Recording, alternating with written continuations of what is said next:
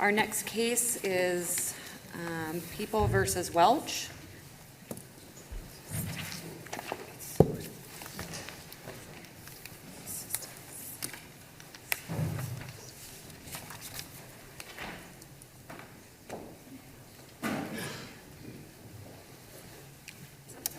Good morning, council. This is a 15-minute mini oral argument on the application. You have 2 minutes of a free fire zone, which you can waive, and you may also reserve time, but we ask that you try your best to keep track of that if we don't use it all up, and you may begin when you're ready. I will do my best. Okay. Good morning, Your Honors. Michael Skinner on behalf of Mr. Welch. Mr. Welch is here right there with his family as well in the courtroom.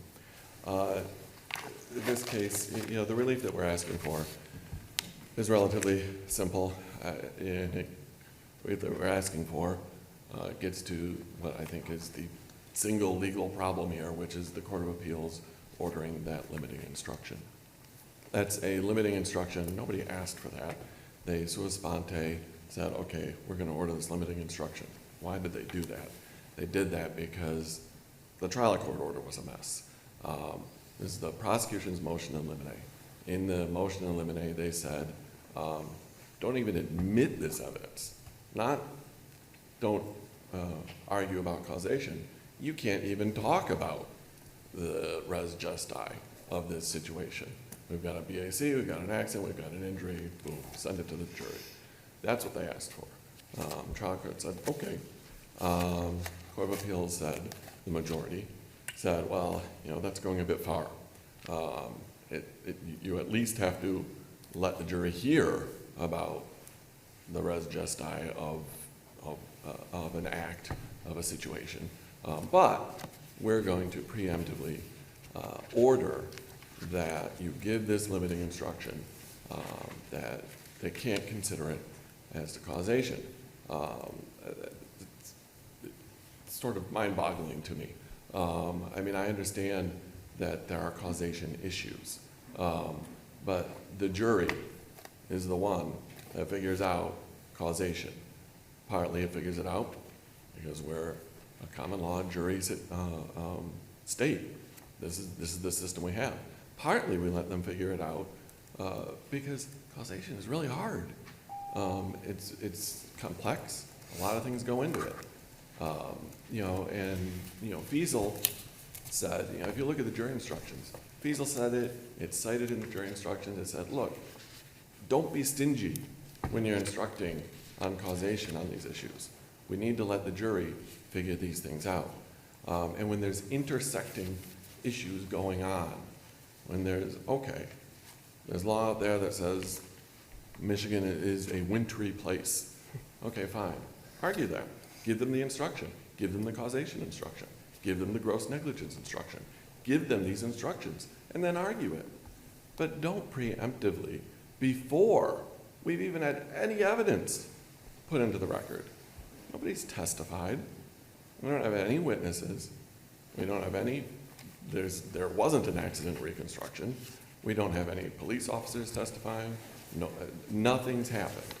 And already we're hamstrung on the one issue that we openly told the court, this is our primary defense. Yeah, we said that. We went into court and said, this is our primary defense. Let me just ask, why isn't the trial court's action reasonable given defense counsel's statement in the motion to eliminate that counsel has no intention of claiming that the fishtailing event in the snowy conditions was unforeseeable? I'm glad you asked that question. There are two answers. One is just a very brief, practical answer. Transcripts are horrible. I'm not saying he didn't say it, but I don't even want to watch whatever I say here. I don't want to see a transcript of it. Stringing together a competent sentence is difficult. Every transcript I read, I'm like, Funny because every case we have to look at the record. That's all we got. I guess we'll just throw all that out the window. Yeah. You probably don't want to look So at apart from that, That's all we do every day, but anyways, go ahead. what I'll say is this. He said that. He also said, look, I'm going to focus on basically the but-for causation. I think I'm going to go for factual causation. He clearly, we have put causation at issue here.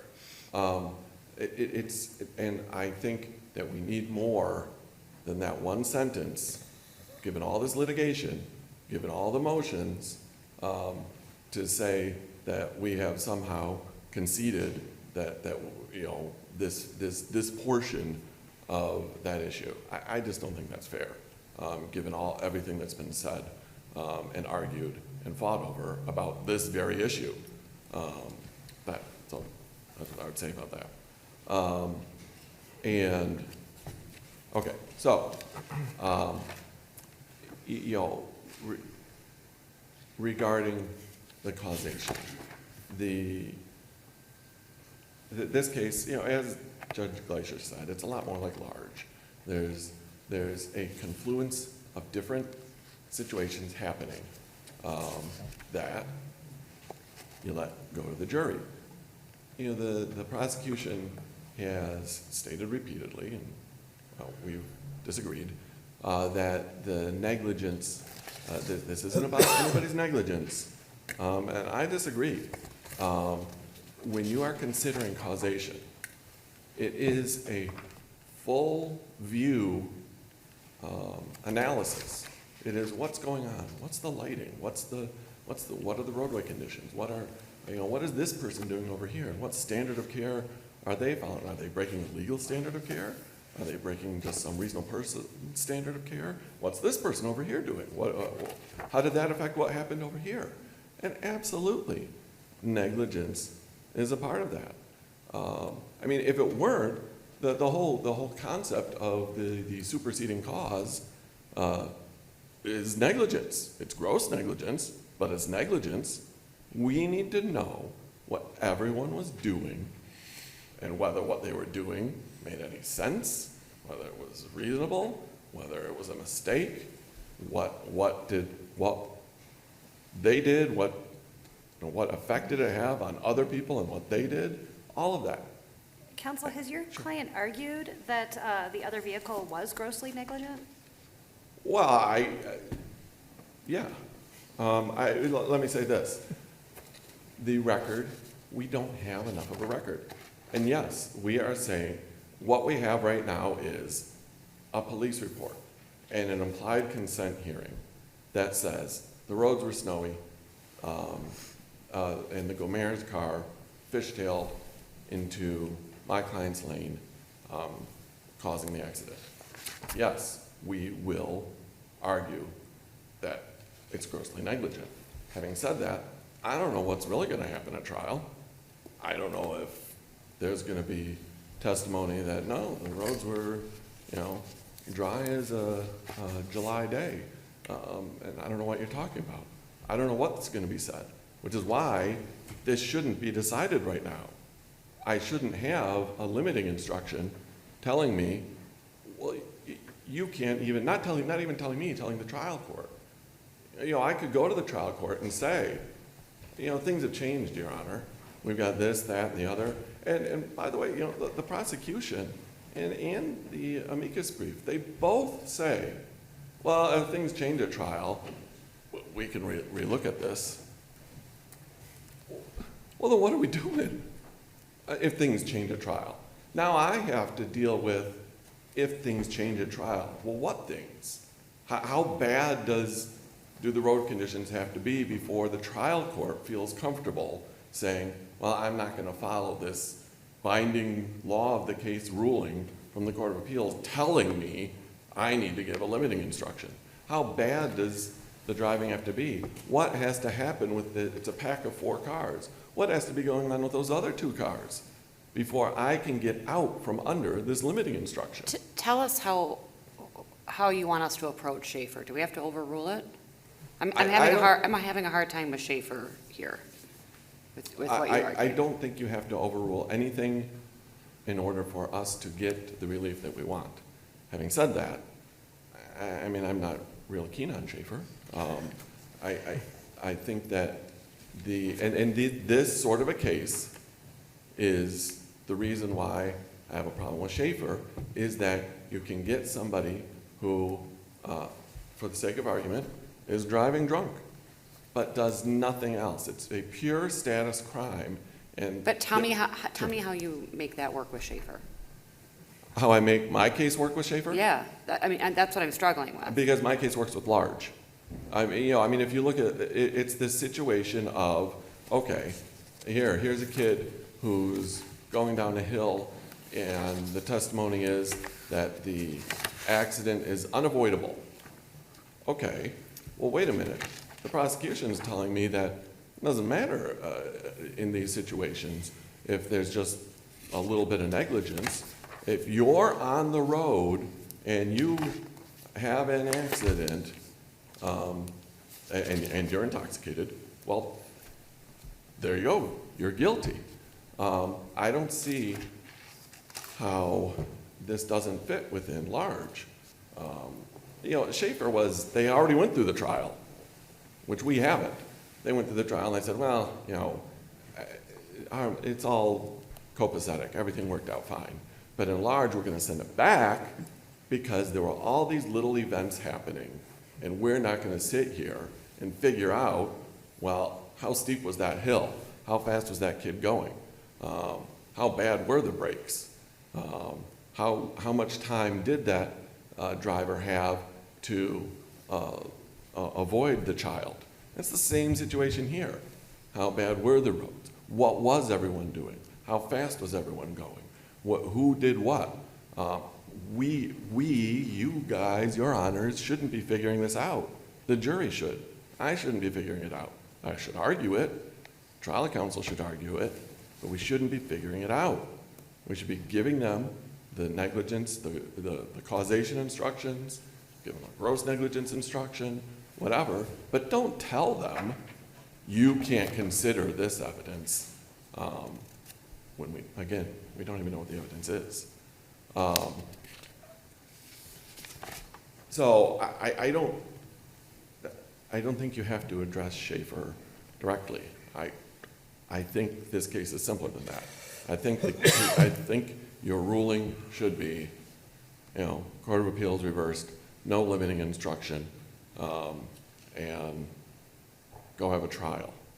Maybe something more eloquent than that, or more professional. But that's what should happen here.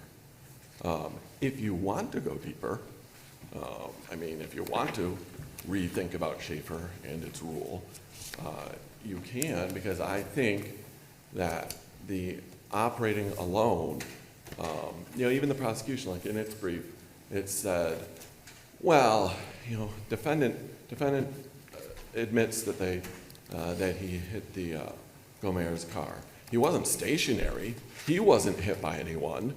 So obviously, well, what if he was stationary? What if he was sitting at a stop sign and somebody rear ends him and he, bumps ahead and hits a pedestrian? What is that? Who 9 out of 10, 99 out of 100 jurors are going to look at that and say, well, it's the guy who rear-ended him that caused that accident, and it really wasn't gross negligence that he rear-ended him. Maybe it could have been if he was going 100 miles an hour. Well, what if he's just, But Schaefer addresses that situation, right? That's an intervening cause. Well, but it has to be, that's the prosecution's argument is it has to be, and I'm not saying they're wrong about intervening and superseding. It has to be an intervening, superseding cause. And they're saying, okay, well, but that superseding cause needs to be gross negligence. And then they go on to, have different quotes about how, well, gross negligence, that's really bad. We're talking darn near criminal. This is practically a criminal act that you have to be committing. So no, it doesn't. What they're proposing is that if you're just going, if you get hit from behind, the guy's going 8 miles an hour and sort of doesn't stop in time, again, and bumps you into a pedestrian. Well, that's just normal negligence. But And if you're you're going drunk. 100, then it fits the test that the prosecutor's putting forward. I am saying, in that situation, under the prosecution's theory, the person who was run into, who was also intoxicated, would be at fault. If That would be somebody hit them causation. from behind going 100 miles an hour? 100 miles an hour would be different. Yeah, Right. that's what I said, that fits what the prosecutor's arguing. That fits. Yeah, okay. Well, but what I'm saying, right, they would require that the other car be going 100 miles an hour to be a superseding cause. If the car is going 5 miles an hour and you bump forward into some 5-year-old kid who's in the crosswalk, 5 miles an hour isn't gross negligence. It isn't criminal. It's just a little mistake. We've all had little fender benders. So that what I'm saying is, in this hypothetical scenario, under the prosecution's theory, that person would be guilty of this crime. And I'm saying there should be, what I'm really saying is what I already said. The jury needs to consider all these factors. We don't need to change the causation instructions. We don't need to change any of the elements or do anything. We just need to give it to them. Give it to them, let them hear the evidence, let them hear what happened, let people testify to what happened, let the attorneys argue about it, and then let the chips fall where they may. If there are any questions, I would be happy to address them. Thank you. Thank you, Your Honor.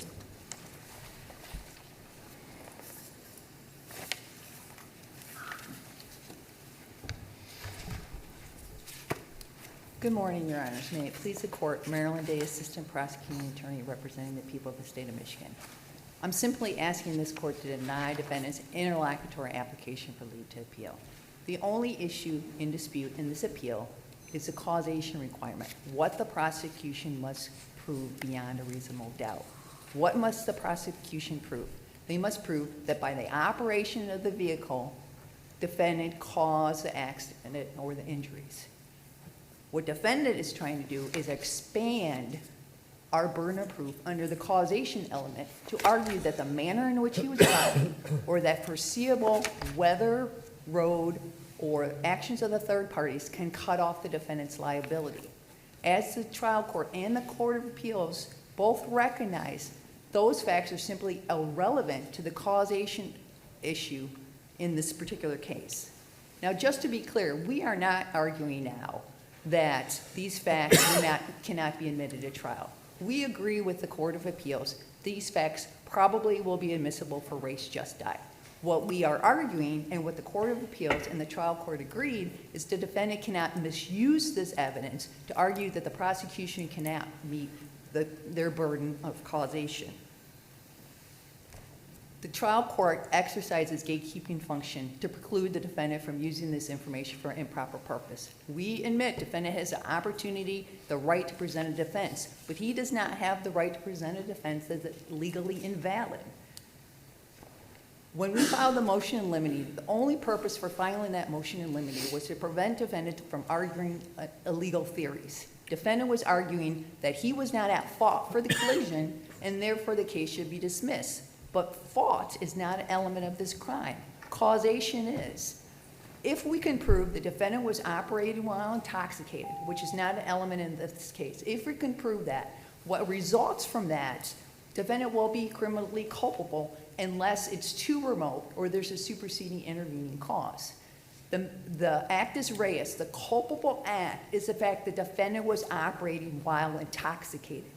We only need to show causation, and defendant seems to be confusing factual causation and legal causation. And under criminal law, causation is a term of art. Factual causation is, but for defendant's conduct, there would not have been the collision and or injuries. Defendant is attempting to flip that on his head and say, well, but for the victim's conduct of fishtailing, this accident would not have occurred. And that's what the trial attorney argued in the trial court. He was not arguing proximate cause. He's trying to argue factual cause. But that is simply not the appropriate legal analysis. The legal analysis is we have to prove that the defendant was not the but a factual cause of this accident. And in People versus Large, that supports our proposition. People versus Large, although there was an issue regarding proximate cause, because there was actually an expert witness by the prosecution that said the accident was unavoidable, but this court specifically indicated that it was undeniable that the defendant's actions were the factual cause of the collision because the defendant ran into the victim. Same here. Defendant was operating his vehicle when he collided with the victim's car. It's undeniable he is a factual cause of this collision. Now, whether he's a proximate cause or not, I think that's a bigger question. But defense counsel conceded it. Defense counsel, who wrote the book literally on drunk driving, specifically said, I'm not arguing what happened was unforeseeable. I'm not going to argue to the jury that it was unforeseeable that someone should fishtail into your lane. What I'm going to argue is that had that not happened, but for the fact that that had not happened, there would not have been an accident. So he's only arguing factual cause and not proximate cause in this particular case. But assuming he hasn't waived that issue or conceded this issue, we know for legal cause, proximate cause, what that means is the injury is not so remote that it would be unjust to charge the defendant or convict the defendant of this crime. Or there's a superseding intervening cause that would cut off his liability.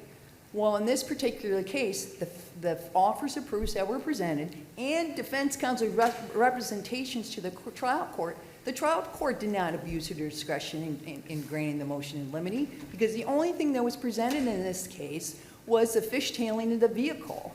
And there wasn't a prima facie evidence or offer of proof dealing with gross negligence. And in Fiesel, this court specifically indicated, in order to get that issue to the jury, you have to at least have a prima facie case of gross negligence, willfulness, wantonness. The only thing we have that's been offered thus far is inclement weather, bad road conditions, and the fishtailing. There is nothing suggesting that the victim's actions in this case were even ordinary negligence, let alone gross negligence, and you need gross negligence to cut off the liability. The weather conditions, the road conditions, we live in Michigan. We know in the winter, in December, it's reasonably foreseeable that there might be snow and ice. Just like in April, we would reasonably know there's a chance of rain and thunderstorms. There is simply not a jury-submissible question of fact based on the facts and the offers of proof presented to the trial court to get these issues before the jury. So I simply ask this court to deny defendant's application for leave to appeal, and if additional issues come out at trial, the trial court, again, under its gatekeeping function, can revisit this issue. But as the facts were presented to the trial court did not abuse its discretion in granting the motion in limine because it was just precluding the defendant from arguing legally admissible facts. I answer any questions you may have. Thank you very much. Thank you both. The case will be submitted. Thank you.